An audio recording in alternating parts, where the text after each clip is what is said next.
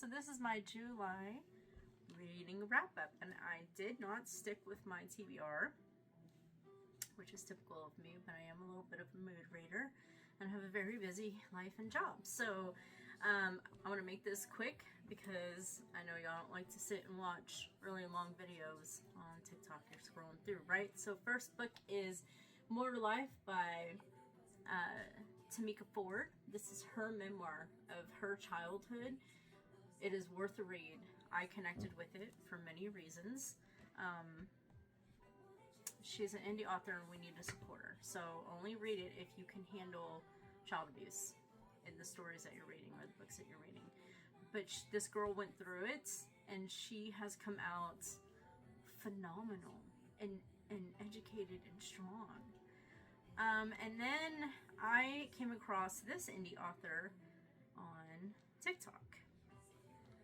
And by the way, both of these stories that I'm talking about are not long reads. They're like a couple hundred pages, so it's not a long read and definitely worth the reads. So VF Gingerelli, I'm assuming it's Italian and it's Gingerelli. And it is Girl at My Window. This is a story of a little girl who, and in her counterparts, so a little girl who's being raised by a great family and a little girl who's captured and held hostage with two women in a dark, damp place and has been there, I think, since she was a baby.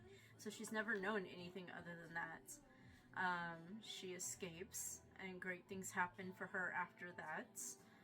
It is a dark read. It will break your heart in the beginning and you will be so happy in the end of how it turns out. And then I also read, and this was on my TBR, so I did good. And I swung back onto my TBR. If we've all got those girlfriends that, at least I'm an older child and the oldest. So I think it's naturally ingrained in me to mother people. So I'm always the friend that stays sober and drags my drunk girlfriends out of the bars and keeps them away from the creepy guys that they still end up dating in some way, shape, or form. Hot messes, but you love them anyways, right? Love Letters to a Serial Killer. This is a great book. It's got a twist in it. The girl's a hot mess. You just want to strangle her through the book. She's not a strong FMC at all. She's just a hot mess, and it's a fun read. And it's got a twist at the end. So Tasha Coriel is the author. She's written a second book that I plan on reading to as well on my Kindle, since I own this one. I'm guessing is going to be fun to read as well. And then I decided I needed to torture myself, and I started the Flock series. Flock is the world builder. You get to know the characters and the story in this book. And then I started Exodus.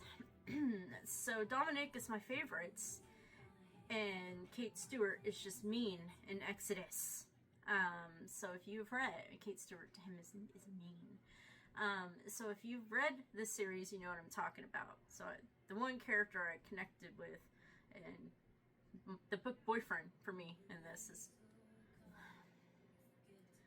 so reading Rainy Day is probably gonna be a heartbreaker for me, because that was my character, my guy. Don't fall for a Frenchman, y'all, because you're gonna get your heart broke in some way, shape, or form.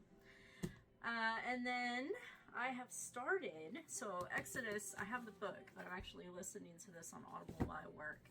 And I have started the Insatiable series, so I am more than halfway through this book. I will finish this tonight, so this will also be a book that I read this month. But Exodus I will not be finishing until August, so I will do the August trends with Exodus, and then also in August will be Psychotic Obsessions. So I was told or guided on one of my posts that I should start with this. So this is like Satan's Affair to Haunting Adeline, where you should have read this before that, but I'm finishing Insatiable because I've already started it and I'm 2/3 of the way through before I learned about this guy. So I'm going to finish this, I'm going to swing into this, and then I will do 2 and 3. So that will be, this is what I'll be reading in August.